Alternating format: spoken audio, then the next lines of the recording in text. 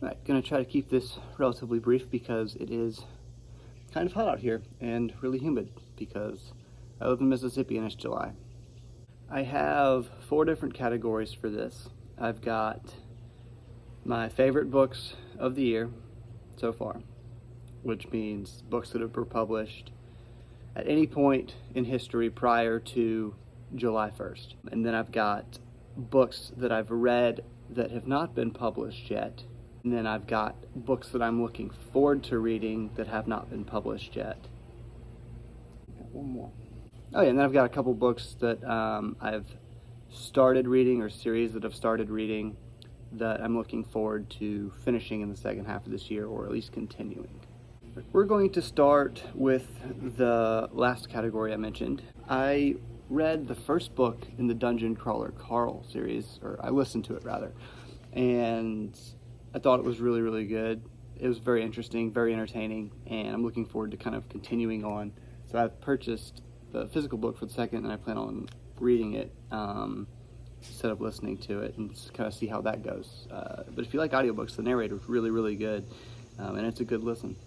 I've also started the Mark Twain biography by Ron Chernow, and I am 275 pages in, and it's over 1,000 pages. So far, I am enjoying myself.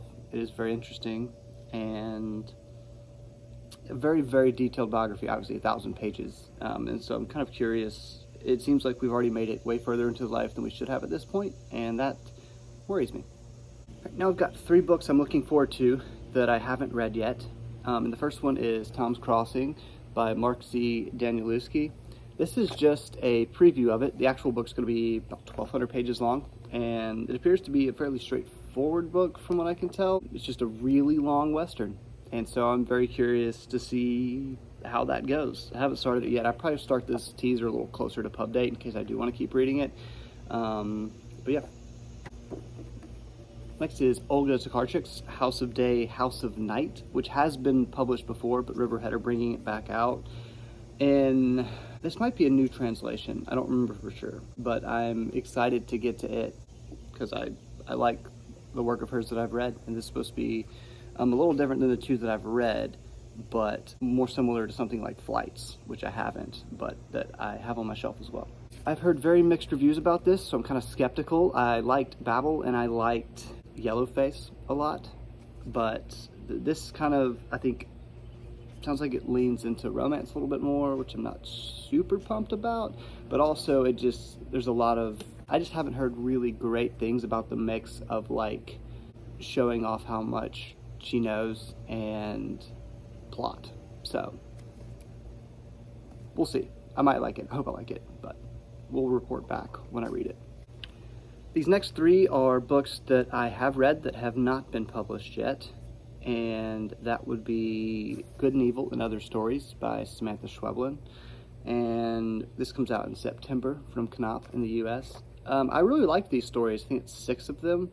I liked the last 3 better than the first 3, but I liked all of them good. They're all kind of spooky, but not like necessarily straightforward horror stories, and yeah, found it fascinating. Next is On the Calculation of Volume number 3. Loved the first 2. This one kind of feels more like a transition book, but I still really, really enjoyed reading it. I just wish I still had my Volume 2 arc, because now I don't have a full set, but it's floating around in England somewhere. The last book that I've read that has not been published yet is This Maggie or a Man and a Woman Walk into a Bar by Katie Yee. Really liked this. I think part of it was I picked it up at the right time. I picked it up on a trip to New York that I took a month after my breakup, and this is about a breakup and about so much more, but that was part of it, and I think that was something that helped me connect to it a lot. So right place, right time, but also just a really good book, really good storytelling. You should absolutely pick this up when it comes out later this month. The next category is books that have been published in the first half of the year that I've already read. This one I want to do first because it has been published in the UK, but it has not been published in the US, and I think it gets published in August here. But that's The City Changes Its Face by Emir McBride, and I thought this was so good. The writing is just incredible, and the way she tells it, I kind of called it Joycean in my review. It's not as difficult as Joyce. I don't think it's like a super straightforward, easy to read book either. You have to focus, I think, when you do read it. Apparently it's also a sequel, so I have the first book as well that I am looking forward to reading, but this does not need to be read after the other book. You may get more from it having known the backstory, but I read this not knowing it was a sequel, and I was fine. So that's something to think about. Next, a book that I've already made a video that completely flopped on is Headshot by Rita Bullwinkle, which was a finalist for the Pulitzer Prize this year. And I thought this was really good. I got this on my Brooklyn trip as well. So yeah, it is about boxing, but it's not about boxing.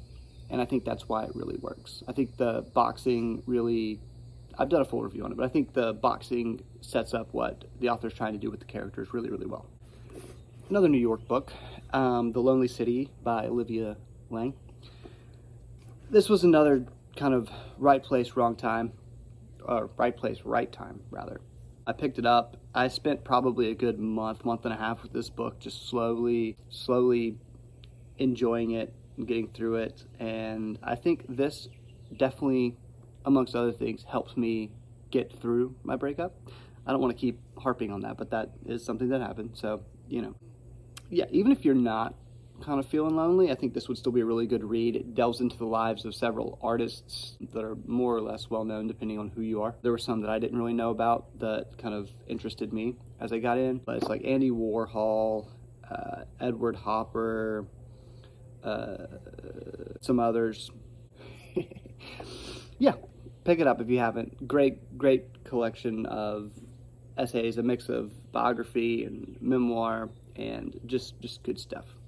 This next one of my favorites so far this year is King of Ashes by S.A. Cosby. Absolutely brutal thriller, like a Godfather-esque thing set in Virginia is kind of how it's being set up, by how it's being sold. Yeah, S.A. Cosby, this is the second one of his books I've read, and it's just absolutely brilliant, brutal, maybe not for the faint of heart, maybe not a lot of hope in it, but God, it's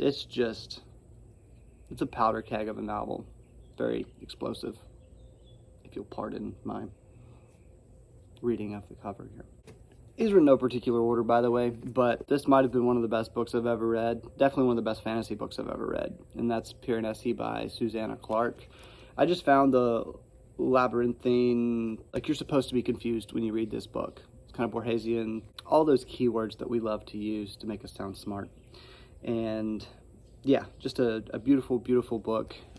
You kind of know before the main character does. You kind of start to figure things out first, which is interesting. But I think you're supposed to. It's not like the author's done a bad job of like giving it away before it happens. It's like you're like banging in your head like, I know why he can't like figure it out, but also I wish he would figure it out. Like it makes perfect sense, but at the same time, you're like, come on, man. So yeah, good year of reading so far. I'm not tracking books anymore. I have no idea how many books I've read, and I love that.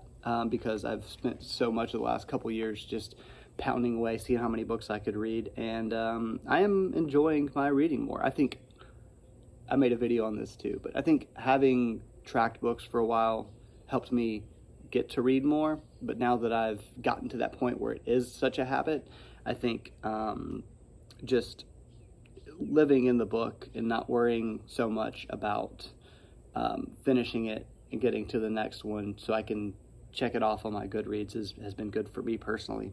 So yeah, these are some favorites and some looking forward to's. That's not really a word thingy, but you know, fuck it. So we'll see y'all again soon, and hopefully I'll read some of these that I plan on reading and talk about them too. So until next time.